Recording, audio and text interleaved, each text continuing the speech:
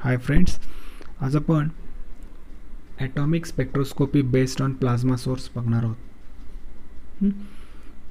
त्याच्यामध्ये आपण त्याचं इंट्रोडक्शन बघणार आहोत, प्रिन्सिपल ते कसं काम करतं ते बघणार आहोत, इन्स्ट्रुमेंटेशन म्हणजे त्याची डायग्राम, त्याचं वर्किंग कसं असेल आणि त्याचं ॲप्लिकेशन,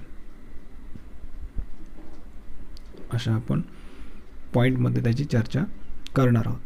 बघा आता, plasma. Plasma means what? A plasma is an electrically conducting gaseous mixture containing a significant concentration of cations and anions. Plasma म्हणजे काय की इलेक्ट्रिकली कंडक्टिंग गॅसियस मिक्सचर आहे की ज्याच्यामध्ये कॅटायन आणि ॲनायन असतात. In argon plasma frequently used for emission analysis.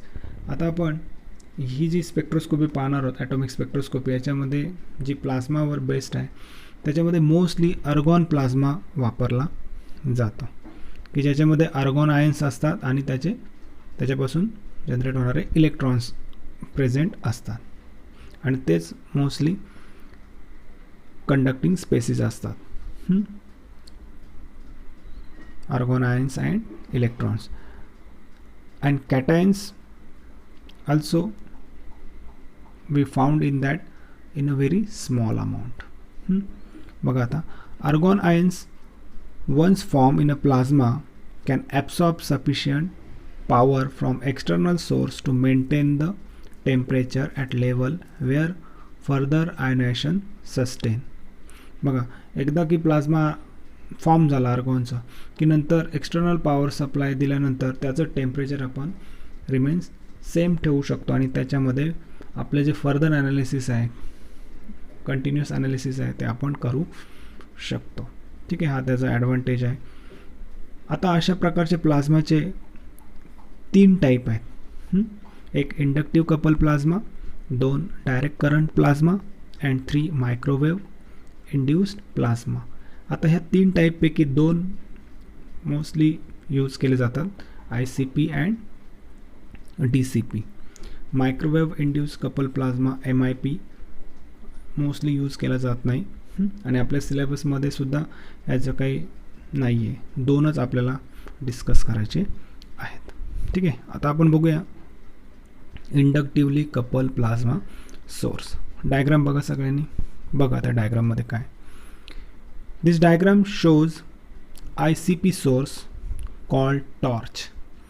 ह्या diagram कसली आहे तर इंडक्टिव्ह कपल प्लाझ्मा सोर्सचे, आणि त्याला आपण टॉर्च म्हणतो कारण फ्लेम जेव्हा ती चालू होते, इग्नाईट होते, तेव्हा आपल्याला ते एका टॉर्चप्रमाणे दिसते, म्हणून ह्याला टॉर्चसुद्धा म्हटलं जातं.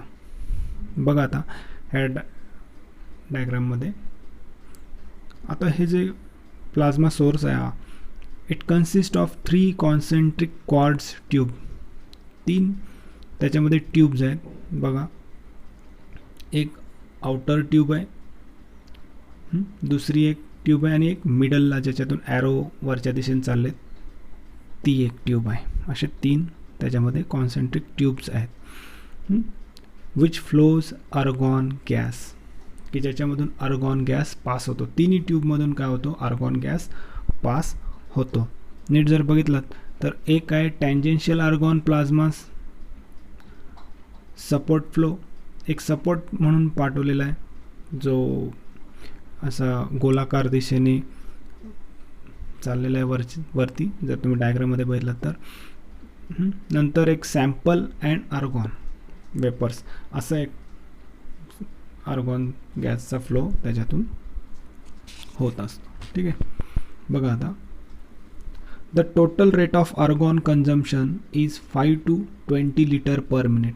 जेव्हा तुम्ही ती आर्गॉन, जेव्हा तो प्लाझ्मा फॉर्म होतो त्यावेळेस जो आर्गॉनचा जो फ्लो आहे किंवा आपण म्हणूया त्याचं कन्झम्पशन आहे ते किती असतं, 5 ते 20 लिटर पर मिनिट इतक्या स्पीडमध्ये त्याचं कन्झम्पशन होत असतो. आता त्याच्यामधून आपण बघितलं की आर्गॉन गॅस पास होतो, त्याचं diameter, the diameter of the largest tube is about 2 2.5 centimetre, म्हणजे पहिलं पूर्ण आपण ज्यात बघू की आर्गॉन गॅस असं गोलाकार पद्धतीने जातो, तो पूर्ण जो सेटअप आहे किंवा त्याचे डायमीटर आहे 2.5 असतं. Surrounding the top of this tube is water cooled induction coil. आता याच्या वरती जो भाग आहे तो वॉटर कूल्ड असतो. जर तुम्ही बघितलात डायग्राममध्ये असे त्या एकदम वरच्या बाजूला असे दोन तुम्हाला पॉईंट दिसत आहेत गोल करून ठेवलेले. त्या पॉईंट जे आहेत ते आपल्या कशासाठी आहेत, वॉटर कूल्ड सिस्टीम आहे. कारण एवढं हीट जनरेट झाल्यानंतर थोडा कूलिंग झालं पाहिजे, नाही तर डॅमेज होण्याचे चान्सेस असतात, त्यासाठी वॉटर कूल्ड इंडक्शन कॉईल असते. That is powered by radio frequency generator. आणि त्याला आपण पॉवर सप्लाय देतो रेडिओ फ्रिक्वेन्सीचा, which radiates 0.222 kilowatt of power at 27.12 megahertz to और 40.68 मेगाहर्ट्ज. एवढ्या मेगाहर्ट्जमध्ये काय करतं, त्याच्यामध्ये रेडिओ फ्रिक्वेन्सी आपली अप्लाय होते की जेणेकरून आयोनायझेशन आपल्याला पाहिजे तसं करता येईल. ह्याचा मेन रिझन आहे आयोनायझेशन. बघा, ionisation of the flowing argon is initiated by the spark from a Tesla coil. इथे काय होतं, आर्गॉन गॅसचा एकदा फ्लो जनरेट केला की तो पहिला पेट घेण्यासाठी, जसं आपण गॅस चालू करतो पण गॅस चालू केल्यावर गॅस चालू होत नाही, तर आपल्याला थोडं त्याला माचीस लावावं लागतं आणि मग गॅस चालू होतो आणि नंतर मग आपल्याला काही लागत नाही. एकदा फ्लो भेटला की फ्लो आणि प्रेशरनी तो गॅस सतत चालू होतो. तसंच इथं आहे, आर्गॉन गॅस पास केला की नंतर तो फ्लेम चालू होण्यासाठी पहिल्यांदा एक स्पार्क द्यावा लागतो, तो आपण टेस्ला कॉईलने देतो आणि मग ती प्लाझ्मा, एकदा तर टेम्परेचर अचीव होत आलं की argon is converted to plasma. The resulting ions and their associated electrons then interact with the fluctuating magnetic field produced by induction coil. आपण जे इंडक्शन कॉईल यूज केलेली आहे तिथे एकदा आपण रेडिओ फ्रिक्वेन्सी अप्लाय केली आणि त्याच्यामध्ये मॅग्नेटिक फील्ड जनरेट झाली की मग काय होतं, the interaction causes ions and electrons within the coil to flow the close annual path and the resistance of ions and electrons. This flow of charge cause ohmic heating of plasma. आणि मग तिथे interaction produce होतं ions आणि इलेक्ट्रॉन्समध्ये त्या कॉईलमध्ये आणि त्याच्यामध्ये मग त्यांचा एक फ्लो जनरेट होतो, क्लोज ॲन्युलर म्हणजे गोलाकार फ्लो जनरेट होतो. आणि मग त्याचवेळी the resistance of ions and electrons in this flow, आणि मग त्या फ्लोमध्ये आयन आणि इलेक्ट्रॉन्सला जो रेजिस्टन्स मिळाल्यामुळे काय होतं, हिटिंग जनरेट होते आणि ती हिटिंग, ओहमिक हिटिंग आपण म्हणूया त्याला, ती हिटिंग काय करते, प्लाझ्मा प्रोड्यूस करते. The temperature of the plasma form in this way is high enough to require thermal isolation of outer cord cylinder.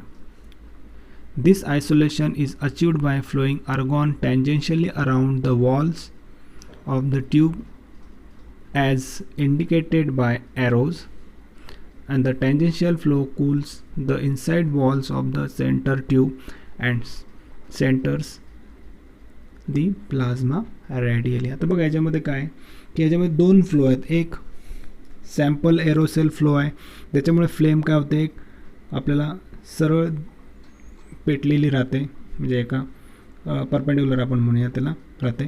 आणि जो एरोसिल फ्लो आहे त्याच्यामुळे काय होतं, ती फ्लेम आपल्याला म्हणजे ती सर्क्युलर सराउंडेड गेल्यामुळे काय होतं, एक फ्लेम आपल्याला सेंटरमध्येच, ट्यूबच्या सेंटरमध्येच बॅलन्स राहते. हा त्याचा उपयोग आहे. ठीक आहे. आणि ही जी फ्लेम आहे ती मोस्टली 90 डिग्री अशी अप्लाय केली जाते की जेणेकरून the radiation emitted from the centre of plasma is then use for the analysis. म्हणजे ज्यावेळेस तुम्ही जे सॅम्पल इंट्रोड्यूस करता तो ॲनालिसिस प्रॉपरली करता येईल. ठीक आहे. अशा पद्धतीने हे इंडक्टिव्ह कपल प्लाझ्मा आहे. आणि मग वेगवेगळ्या पद्धतीने आपण याच्यामध्ये ते सॅम्पल इंट्रोड्यूस केले जातात. म्हणजे सॉलिड असेल, लिक्विड असेल, ते सॅम्पलला वेगवेगळ्या पद्धतीने आपल्याला रिक्वायर्ड कंडिशनमध्ये आणून मग आपण ते सॅम्पल ह्या फ्लोमध्ये आर्गॉनसोबत मिक्स करून आपण काय करतो, त्या फ्लेममध्ये कसं इंट्रोड्यूस होईल ते बघतो आणि आपल्याला त्याचं ॲनालिसिस केलं जातं.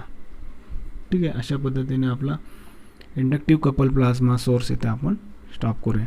ह्याच्यानंतर आपण डायरेक्ट करंट प्लाझ्मा सोर्स पाहूया.